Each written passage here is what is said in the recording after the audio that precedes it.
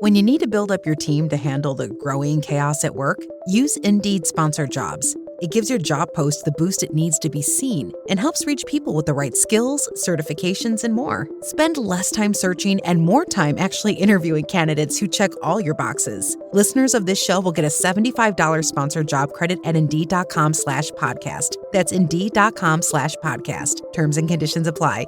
Need a hiring hero? This is a job for Indeed Sponsored Jobs.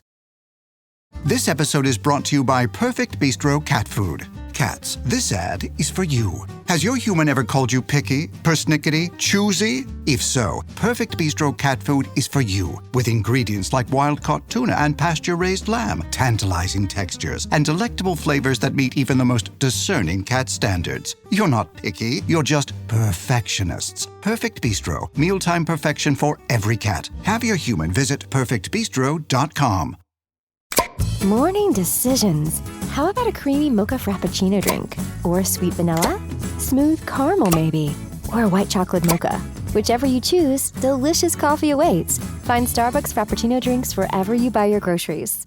Hi, Ryan Reynolds here for Mint Mobile. Are you looking for a beach read this summer? May I suggest your big wireless bill? It's got suspense, mystery, a slightly flat, emotional arc, and a shocking twist where you realize you've been overpaying the entire time. Fortunately, though, Mint's story is better. Every plan, $15 a month, even unlimited. That's it. Happy ending, zero tears. Give it a try at mintmobile.com/switch. Upfront payment of $45 for 3 months, $90 for 6 months, or $180 for 12-month plan required. $15 per month equivalent. Taxes and fees extra. Initial plan term only. Greater than 50 gigabytes may slow when network is busy. See terms.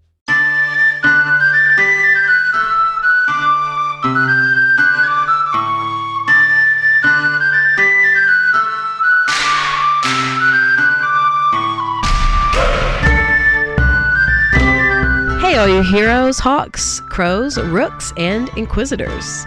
Welcome to the Dragon Age Lorecast, where we unpack, discuss, and theorize about all the lore behind the Dragon Age series.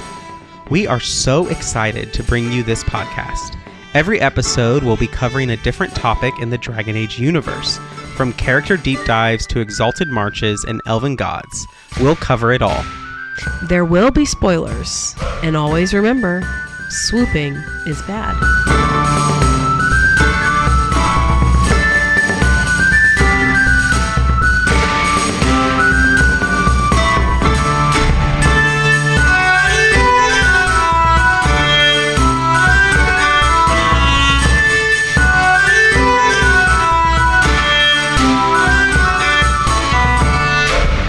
Hello and welcome to the Dragon Age Lorecast, where we talk about Dragon Age and its lore. I'm one of your hosts, Austin, also known as Teacup.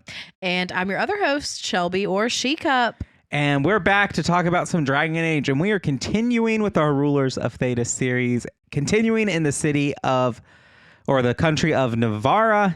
And today we're going to talk about those rulers, which is mainly one family, really. Well, we've got two dynasties, really. We've got the Pentaghast dynasty and we've got the Van Markham dynasty. And so this is just going to be one episode because we know a good deal about the Pentaghasts. The Van Markhams are a little bit more of a mystery. So it's just this one episode on the rulers. And so I think we can just dive right in, Austin. All right, well, let's do it. Okay, so I've only got two fun facts today. The first one is that the Pentaghast family actually has 14 distinct branches. 18 if you count the Van Markhams, who are their only political rival and also a sub-branch of their own family. Yep. They're basically all the same family, but they consider themselves to be separate, so we're going to treat them separate. But ultimately, each branch of the Pentaghast family consists of multiple families and twisting bloodlines that connect them to virtually every major house across Thedas. So it's really not that impressive to say you're related to the king of Nevarra. Yeah, isn't Cassandra like 52nd in line for the Nevarran throne or something like that? I don't remember the exact number, but like she is in line for the throne. She's far down there, but she's like fairly closely related to him. Like it's not that far. Like she and King Marcus are part of the same branch. Yeah, I think so. Okay. Okay, and then my second fun fact is that you can find an amulet in Dragon Age 2 named Van Markham's heirloom. It was once the property of one of the members of the Van Markham family, though we are not told who specifically. Why does DA2 have all of these random, like, other country associated items? Dude, I don't know. And it's not just other country associated items. It's just items in general. DA2 has so many freaking, like, every little weapon we shout out on this show, DA2, with an occasional one from Inquisition. But, like, 9 times out of 10, if we're talking about some amulet, some trinket, a ring, a weapon, it's from Dragon Age 2 every time. Yeah, I don't know. I don't know what to tell you about that.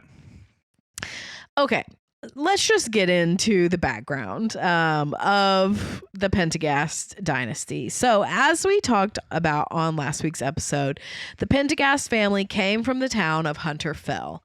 In their origination, in their original era, it was a small town. Now, Hunter Fell is a large city. But in 246 Glory, back in the day, it was a smaller town. In that year, that is when Caspar Pentaghast claimed the throne of Nevarra, deposing King Ionis. So I want us to talk about Caspar Pentaghast, Nevarra's first Pentaghast ruler. As you may remember, Austin boldly declared that Caspar Pentaghast was going to join the ranks of Calenhad Theron, of Cordelis Draken, of Archon Hessarian. So let's see if that bold claim holds up or not. I have a good feeling. Okay. So King Caspar I is also referred to as Caspar the Magnificent. Allegedly, he was born in 179 Divine. What? We'll see if Austin's right. Oh, his name is Caspar the Magnificent. No, his nickname is Caspar the Magnificent. Will this person be a good ruler? I don't know. They're called Good Ruler McGee 7. Okay. Anyway, allegedly, he was born in the Divine Age, 179, which, if this is actually his birth year, would make him nearly 70 years old when he took the throne. There are competing sources, however, that say he was nearing 60, so late 50s. However, family legends of the Pentaghasts do say that Caspar lives to the age of 127 years old with no signs of losing his mind or body. Okay, I just need to like pause here. Like, they're drinking dragon blood. It's the only explanation. Like, if that's the case, it's the dragons. Yeah, I actually think that's actually what I think too. However, just getting into more of Caspar's lore backstory, the Pentaghast family records also say that Caspar bested his great-grandson Mathis in a sparring match on the last day of his life, blocking and countering blows with vigor. The Codex describes it as this. In the end, the great king threw his grandson to the ground, and with one stroke of his sword, sheared the beard clean off Mathis's chin. "You are a Pentaghast," the king said. "Have some care for your appearance." Chastised, Mathis sent for his attendants and bade them to bathe and groom him. Thereafter, his chin was always shaved obsessively close to the skin.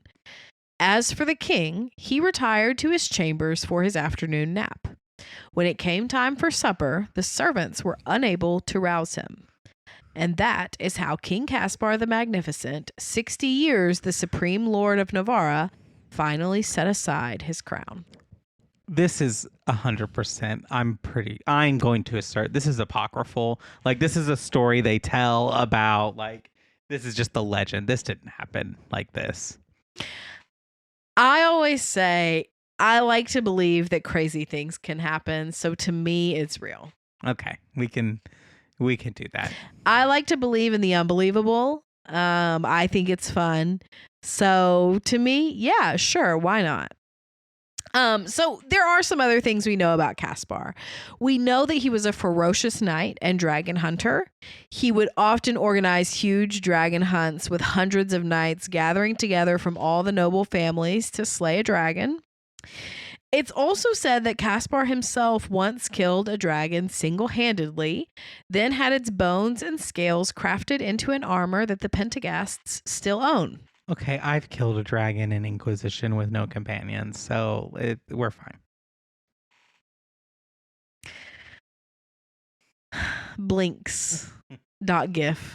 Okay, anyway, the last dragon that Caspar slew was a Vinsamer that was twice the size of a normal high dragon. So we know that he's a very accomplished dragon hunter. And as he's kind of the beginning of the dynasty, it makes sense why all of them are obsessed with it as well. So during Caspar's rule, he hires a Tevinter mage to join his court as a personal advisor. The mage's name was Vitus Fabria, and he was the first to preach the idea that the souls of the dead displace spirits when they cross into the Fade. This mage would go on to found the Order of the Mortalitasi based on these beliefs. So Nevarra's unique theology of magic and death is almost as old as the Pentaghast dynasty and Nevarra itself. It's also really interesting that, like, again, it's like Tevinter Mage comes up with this crazy idea and people are just like, yeah, this is what's happening. Yeah, Yeah, also their unique theology and culture is like Tevinter inspired, of course. After King Caspar's death, he was mummified and eventually laid to rest in the Grand Necropolis, where the spirit that possessed his corpse still resides. He is currently kept in a massive throne room, deep within the Pentaghast family crypts, a golden crown on his head, and a now dull silver sword on his lap. Children of the royal family, such as Cassandra Pentaghast, are sometimes brought to meet him. A look from King Caspar's mummy is considered a singular honor. This makes what they're doing with King Marcus a little less weird. Yeah, like, oh my gosh, like everybody freaked out about King Marcus, right, when the Veilguard came out, but like, to me, this totally tracks with their family history. Like, this is not the first time they've done this. There's no way. Right, exactly. Like, this is like a thing of like, I think about like in similar how like, and I know you don't like to talk about this, but we're gonna like in Harry Potter in the headmaster's room in Hogwarts, like there's the portraits of all the previous headmasters that are there. They like can talk and move and like you can consult them for everything and things like that. And like, I feel like that's the same thing of like, they keep them mummified and possessed by spirits because they're like, let's still consult these rulers. Like, you know what I mean? Yeah, I don't know if they can necessarily like the current ruler. I guess they could if it's in the Pentaghast family, but yeah, no, that is a good point. But ultimately, Caspar I's lineage would go on to rule Nevarra uninterrupted for nearly 300 years. They did have a small interruption in the aftermath of the Third Blight, but this is really a blip on the radar in comparison with the rest of their dynasty. In the Exalted Age, the 500s, the throne of Nevarra would pass to the Van Markham dynasty, but the Pentaghasts do reclaim it in the Steel Age, the 600s, and have held it ever since. Yeah. Which, like, you could argue that the Van Markhams are also Pentaghasts. They are. What you said. Yes, they are, though they wouldn't say that about themselves. Okay, well, then we'll keep them separate because they can decide if they are or not. All right, Austin, I'm ready to hear your final take on King Caspar I. I think he is legendary, but I don't think he is as, like... Well, I don't know, like he brings in the Tevinter maids that basically that founds the like establishment of the Mortalitasi and all that. And so, yeah, I stand by it. I stand by it. No, I agree with you. I actually do. I just think if we had more details of his story, and if the lore was expanded a little bit more about, you know, his rule, he absolutely would be up there for me, and probably maybe even would be my favorite of all of them. I wish we knew more about specifically his rule, how he, you know, kind of founded the country, all of that. We know about how he became the ruler. We know about his death and the dynasty, but we don't know about that middle piece. So I think if we knew that, he would absolutely easily be among the great rulers of Thedas. Mm-hmm. And to be fair, I do think he's part of the great rulers of Thedas. It's just like he's not high up on the list. Right. That's fair. Well, what about the other Pentaghasts? Yes, of which there are many. So obviously the one, the only, the GOAT, Cassandra Pentaghast herself. We don't need to go into more details. You all know how I feel about her. We also have King Mathis Pentaghast, known as Mathis the Glorious. He is the great-grandson of Caspar I, mentioned in the Codex entry that we read. We have King Caspar II, who was one of the most revered Pentaghast rulers because he's the one that ended the Orlesian occupation in 365 Towers. We have King Nestor Pentaghast, who was deposed and assassinated by Tilas van Markham in 537 Exalted, ending the Pentaghast dynasty for a time. We have Soteria Pentaghast, second wife of Emperor Etienne I of Orlais, and also the reason why Nevarra has a grudge against Orlais. We have someone named Aurelian Pentaghast, who is not actually a Pentaghast. He falsely claimed the family name and tried to take it from them. He was obviously rebuffed and then sent to the Deep Roads, where he joined the Legion of the Dead, the only human to ever do so. Allegedly, Aurelian was pious and desired to return his homeland to chantry rule, per the Codex. I don't know what that means exactly, but that's what the Codex says. However, nonetheless, he was never seen again after joining the Legion, but pieces of his armor have showed up time and time again. You can find the Last Descent helmet, gauntlets, and armor in, you guessed it, Dragon Age 2. Oh my God. It's just so, I am so focused on returning Nevarra to chantry rule. Like, what? Who is the chantry not in charge?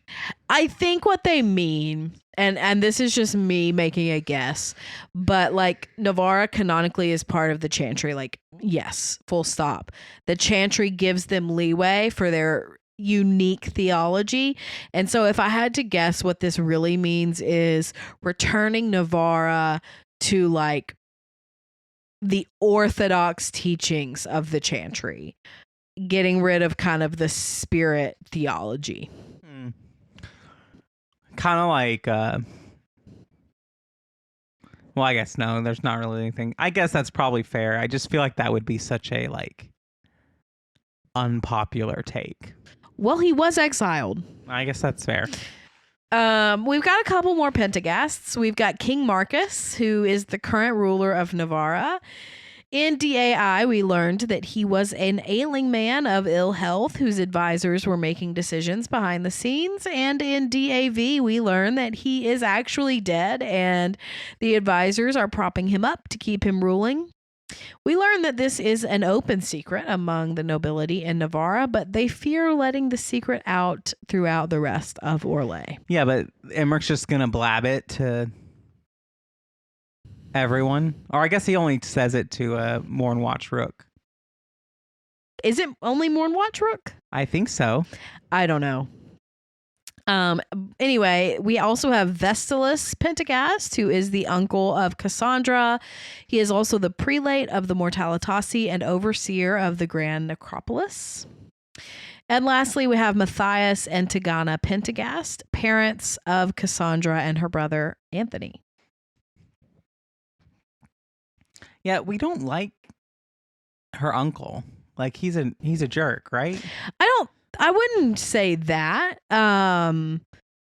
It's just that he is very busy with his work. And so he's not necessarily like the attentive parent he should have been when he took them in.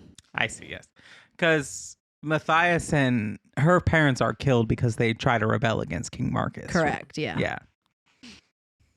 So I do want to sum up this part of the episode with a quote from the Codex. Allow me to correct you on one important point, my friend. The Pentaghasts are Nevarra. True. And we can go to the mid-break. All right.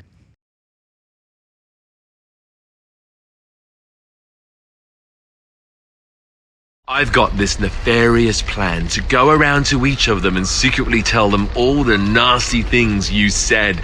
That way they'll mutiny and I shall become the group leader. You know, we have more comfortable rooms and basically infinite space, so why Why does the trained assassin prefer a quiet, unassuming spot with good choke points? Guess you just answered that question. Besides, I'm closer to the coffee. Just wondering if the feathered pauldrons are an essential part of the moody rebel mage persona. What are you talking about? I'm working on an epic poem about a hopelessly romantic apostate, waging an epic struggle against forces he can't possibly defeat. What do you mean, can't possibly defeat? Well, it's not a good story unless the hero dies. So welcome to the middle of the show where we take time to thank our patrons. Thank you so much to our first patrons, Genesis and Lisa M. If you'd like to join us on Patreon, you can do so at patreon.com/DALorecast. Another great way to support us is to leave us ratings and reviews. If you leave us 5 stars and some kind words, we will read it out on a future episode of the show.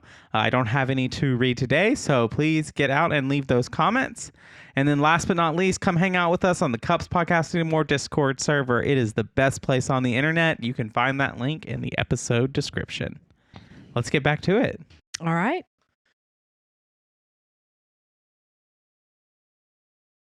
My people have heard legends of the Grey Warden's strength and skill. Though I suppose not every legend is true. That's really helpful. What are you, the elven god of sarcasm? Lies, treachery, and rebellion, depending upon the story. And how could I help? I do not have my ritual dagger. I cannot access my network of mirrors to travel from the lighthouse to anywhere in the world. All I can offer is what I know. Helpful advice from the elven god of, and I am quoting you here, lies, treachery, and rebellion. Depending on the story.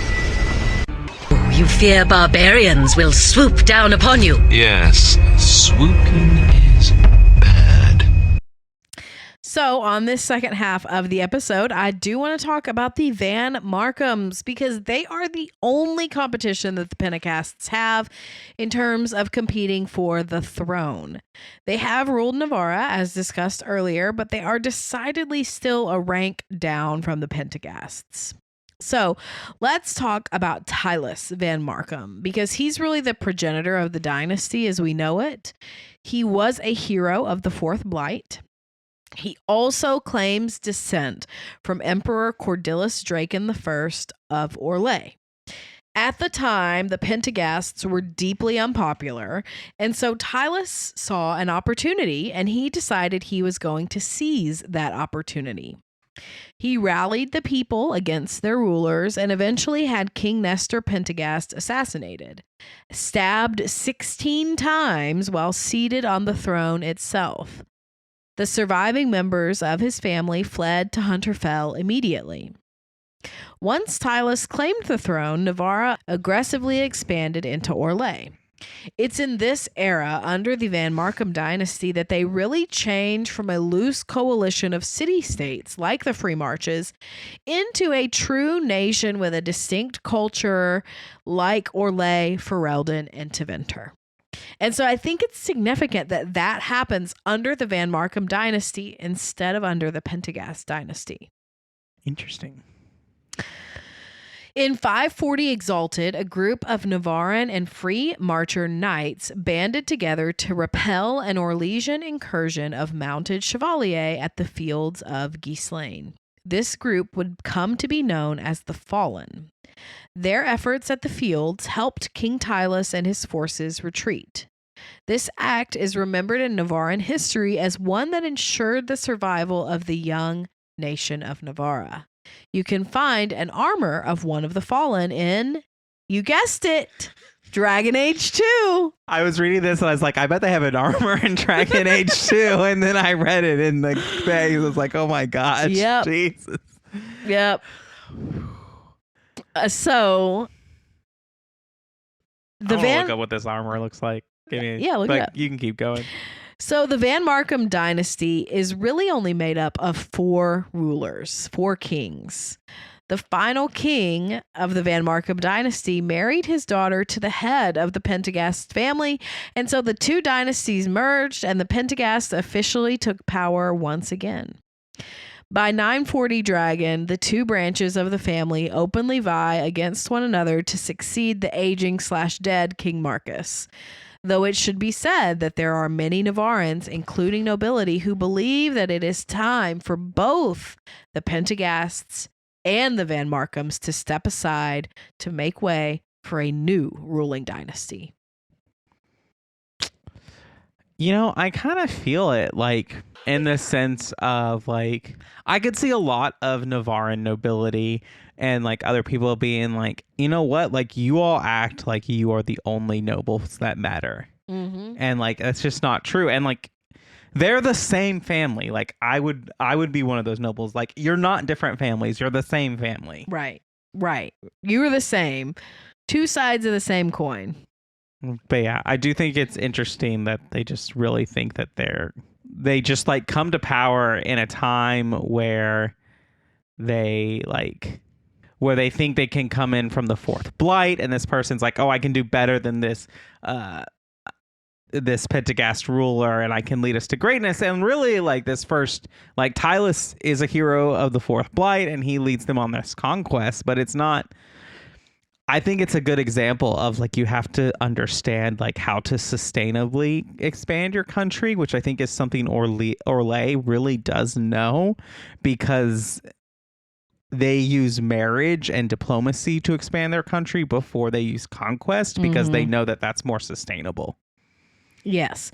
Yeah, I think all of the countries other than Orlais and Tevinter do use diplomacy more than they use force. Mm-hmm. But I think, like, this is the point of, like, Tylus, he expands them out, but, like, I feel like he does, like, overreach a little bit, almost. Yeah. Like, he overextends Nevarra to where they can't hold what they've taken. Yeah, like, they weren't quite ready for that. Like, I think if Tylus Van Markham was alive in the Dragon Age, I don't think we would have a Pentaghast ruler on the throne in the Veilguard. No, definitely not. Just because they would have, the countries are weaker. Well, that and Nevarra is stronger, mm-hmm. to your point. So I do have a few other known Van Markhams. Number 1 is Baron Van Markham, who is mentioned in the Nevarran urn trinket for the lighthouse in, surprise, Dragon Age the Veilguard. This description reads, I know, the remains of Baron Van Markham, hero in life, traitor to the crown in undeath. We don't really have any more information than that. So we know that Baron Van Markham is a traitor and betrayed the crown in some way. In undeath. Okay, Emmerich, you've got some answering to do, please. It sounds like the spirit of Baron Van Markham did something. So we also have someone named Tomlin Van Markham, who is mentioned in the Codex from the Veilguard, titled Library Letter. She is the author of Atlases of the Air. And then lastly, we have Duke Janus Van Markham, who appears in the Down Among the Dead Men chapter of Tevinter Nights. Duke Janus is a spirit now who had died in a mutually fatal duel with a man named Penric Karn. So that's kind of the beginning of that chapter and how the story opens. And that is Emmerich's chapter in that story, right? Yes, he makes an appearance in that. I'm trying to remember if he appears in another one or if I'm thinking of a short story, but I think it is a short story. But either way, yes, Emmerich does appear in that chapter as well. Cool. All All right. Well, I don't have anything less about the Van Markhams. I think we covered that. So I think I'm ready for our side characters. All right. So today's side character is from Dragon Age 2. Actually, I know we've talked a lot about 2 today. Guinness, she is the cold-hearted leader of the mercenary group named the Winters. Do you remember this? Yes. Okay. So her mercenary group and herself, they are from Nevarra and have traveled to Kirkwall to kind of gain a foothold in the Free Marches. And so she really has a bad, notorious reputation of doing anything she can to get the job done. So Guinness is heavily involved in the quest Unbidden Rescue. You meet her at Viscount's Keep, where you are inquiring about a reward for the rescue of the Viscount's son, Seamus Dumar. Guinness is also interested in this reward, and she tracks the son to the Wounded Coast, where she discovers him traveling with a lone Qunari. She mercilessly bullies Ashad the Qunari. In response, Seamus becomes furious at her, using the Qunari language to insult her. Suspecting that he's been converted to the Qun, Guinness then threatens to kill him. And then we arrive as Hawk, and Seamus offers basically to let Hawk claim the bounty for returning him. Guinness becomes hostile, attacks Hawk alongside several of her fellow winter mercenaries, and they are all killed in the conflict, thus ending her desire to gain a foothold anywhere, much less in Kirkwall. Also, if I'm remembering correctly, doesn't this whole thing lead to Seamus's death? I have no idea. I honestly can't remember. I'm pretty sure that happens. I'm looking it up. No, go ahead. Continue on. That is the end. Oh, yeah. I'm pretty sure that that's happened. It's really interesting to me because I just, just random things that are from Nevarra that you probably never would encounter unless you were, looking for it. Right, exactly. And I mean, it's built into every game is these small glimpses we give Nevarra, which I do appreciate. It makes the world feel bigger. Always one of the things I love about BioWare. But it also gives us, when we look at everything from Nevarra, it gives us a much deeper picture of who they are. Mm-hmm. Definitely. It also is just interesting that this is now the second instance of Nevarran mercenaries. Because Nier was a Nevarran mercenary. Nairi was a Nevarran mercenary. True. I didn't intend to kind of do that. But the other two big Nevarrans we have, Cassandra and Emmerich, they get their own episodes. Mm-hmm. And, I didn't want to do somebody like Caspar, who is such an integral part of the episode. And then there's not really many people else who have enough. So anyway, it's like a country. It's so interesting of we know so much, but we also don't know anything. Right. We know so much, and yet there's so much more left to learn. Exactly. Well, do you have anything else to add about this episode? I don't, unless you have other things you want to talk about. No, I think I'm ready to wrap it up. So thank you again, as always, for bringing this research. I'm excited to see where we are headed next. And thank you all for listening to the Dragon Age Lorecast. We'll see you next time.